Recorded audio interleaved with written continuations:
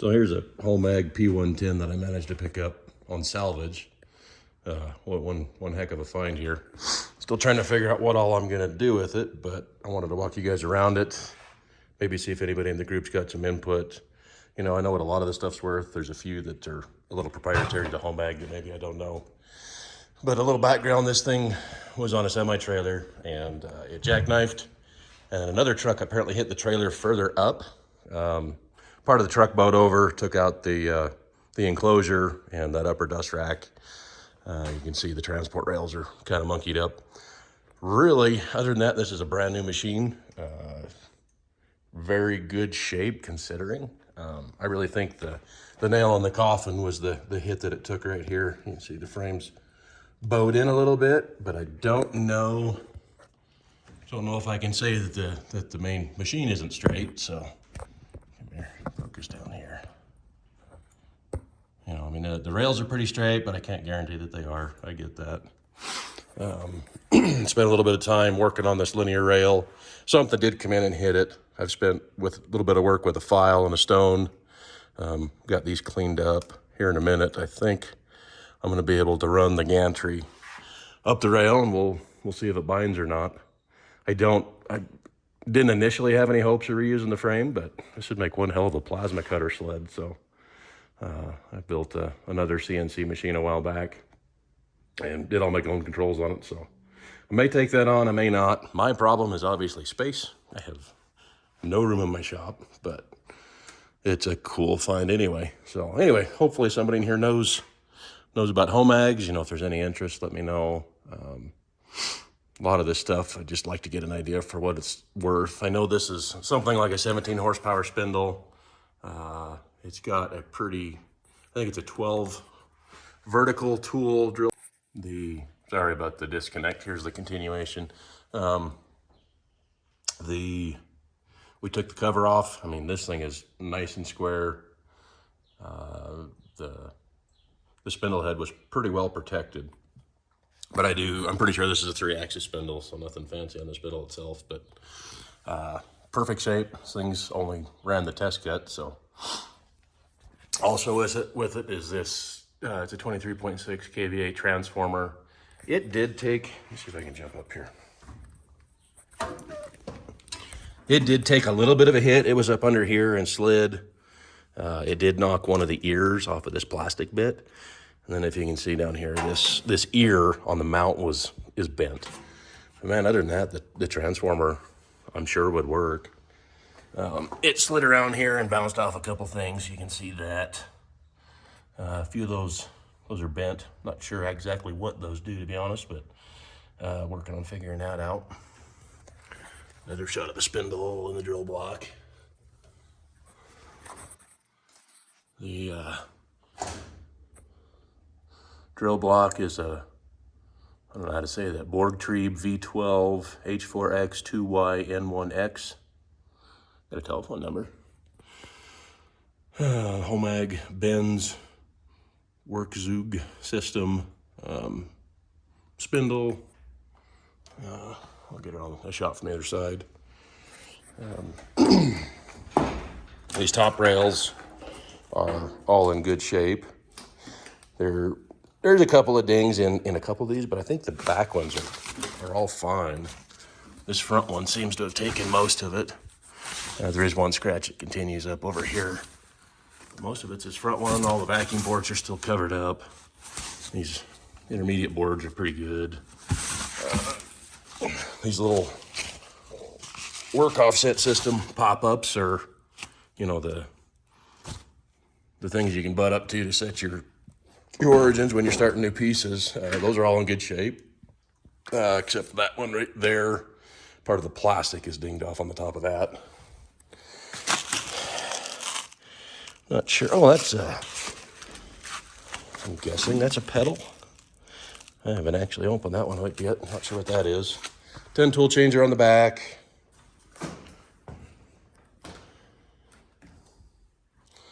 Let me jump down. I did pull the doors out of the enclosure. There's a few scratches in them, but they're, all in all, you know, they'd be a good secondhand replacement if something had happened to your originals.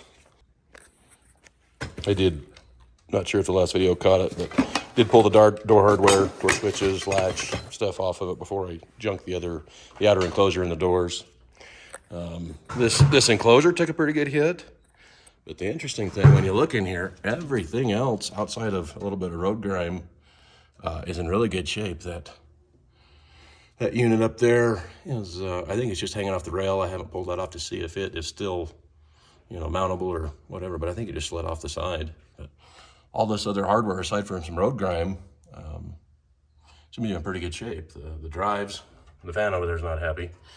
But everything else is good. I'm going to get this cleaned up. I wanted to leave it in the condition so that everybody could see exactly what it was, but clean it up with a vacuum. I don't want to spray anything into it just yet to wash the dirt down, but good vacuum clean. We'll see if that does enough, but so far I think it's pretty good.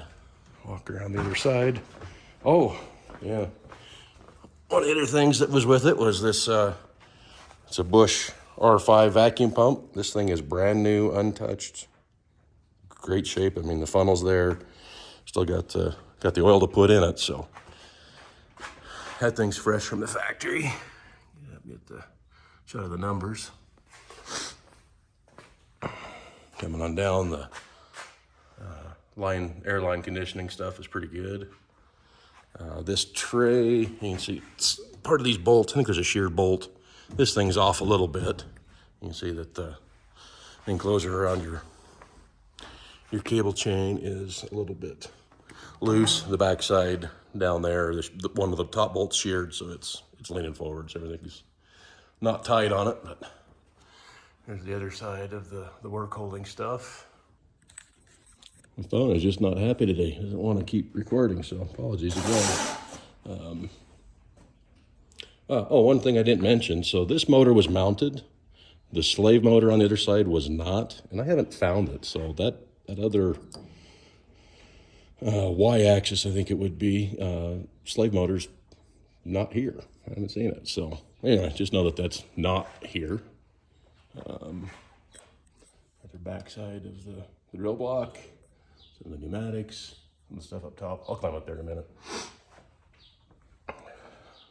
The backside work stuff, like I say, a few of them underneath are bad.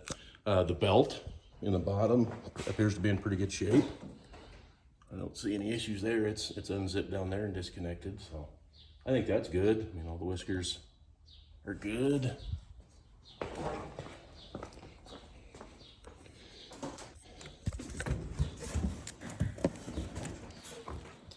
The conveyor belt drive motor's good, except I did notice that the plug took a hit.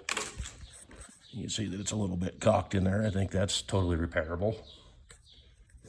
These work holding bits, I think these are all, at least the alignment stuff's good. I think these top racks are good. There's a tiny ding there. I mean, nothing that probably wouldn't happen during normal use anyway. The brush is good. Another shot of the top of the spindle. Like I say, the dust collector arm is done. But moving her back, I mean, the whole control panel's good. The monitor's still good and protected. The keyboard's there. Open the case. All the computer stuff is good. That's a little bit sideways, but I'm going to guess that's normal. Yeah, I'm not sure. Seems kind of loose, but I don't think anything's wrong with it.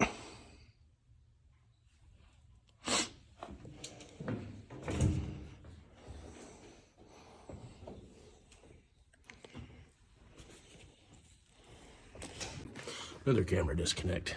So look at these. There you go. A little better shot of those that are a little bit off.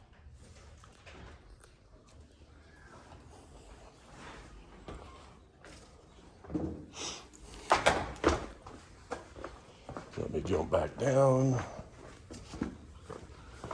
There's a few more of the things that are with it.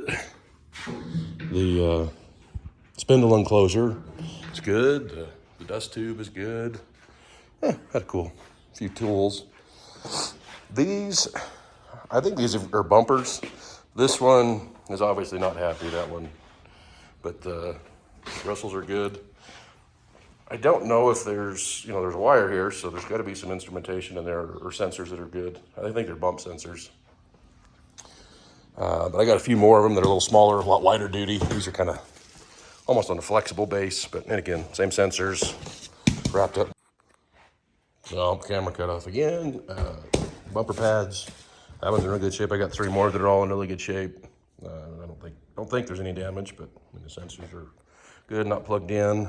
Let's see, I got this. It's a Homag. They call it a BMG 110 here, but the label on the external enclosure was a P110. Let's see. I'll speak German. 480 volts, frequency 60 hertz, 24 tools maybe, 17 kilowatts. I think I said 17 horsepower before, but maybe it's a 17 kilowatt spindle. 26 amps, 50 amps. Not sure what those are referring to. I don't know about the rest of these. Let's see. Just a wiring diagram. Nothing too serious there. The software's here. And there is this license. I mean, this says Windows 10 license, IoT, but it's a Siemens AG. I don't know if that's worth anything to anybody, but please let me know if it is. A few more things. There's a spare switch, some grease, another switch. The drives that are in there, they're the InduDrive HCS 01s. A few tools, some more fittings. And then the last box, there are 18 of the vacuum pods that come with, they go on the machine. So these sit on those rails and they tap into the vacuum ports, and they're your work holding. It'll suck down a piece of plywood. So far, I've not fired anything up. I don't have 480 here or 3-phase, so obviously I can't test it. What I've done so far, I have removed, it looks like I need to remove one more. I'm gonna get these transport blocks off of here and see if I can't manually pull the gantry up linear rails, and I wanna see if it'll bind on that spot over there. So that's where I'm headed next. And again, if anybody has some interest, let me know. I would really like to know how much maybe the spindle and the drill block are worth. Maybe the electronics or the the Siemens controller setup here. The motors, let's see, this is a 3-phase Rexroth. Manufacturer R91129354. I think there's a slightly smaller one up there on the Y or the Z. Like I said, I'm missing one of those. And I'm not quite sure where the X motor is. Actually, I haven't. It's got to be over there. Let's see.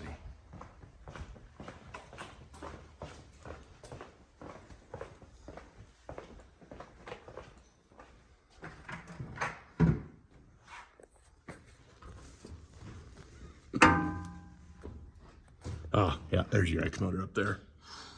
So that's probably the same as the Y over there. There's the rack and the pinion drive. Anyway, appreciate your help and your look. Thanks. All right, so I got the stop blocks out of here. This gantry's free to move. I've already ran it once. I wanted to show you that the gantry does move across these damaged sections and above the center where that main ding was in the frame. A little bit of a top look. That's the damage that was there, a little bit there. But anyway, I was pretty impressed at how easy this thing moves. So I really don't feel like there's any binding, or if there is, very little. So let me come back around here. And you're gonna hear a little, it's actually this corrugated plastic pipe that's kind of snagging on a few things. So just putting bush on it.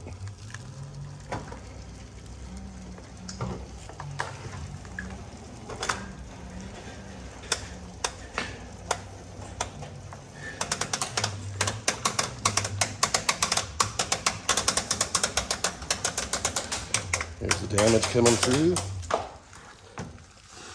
And there it is. So, like I said, there's the damage I was showing you, but it definitely pushed through there. So if this top structure is compromised, it's definitely not much.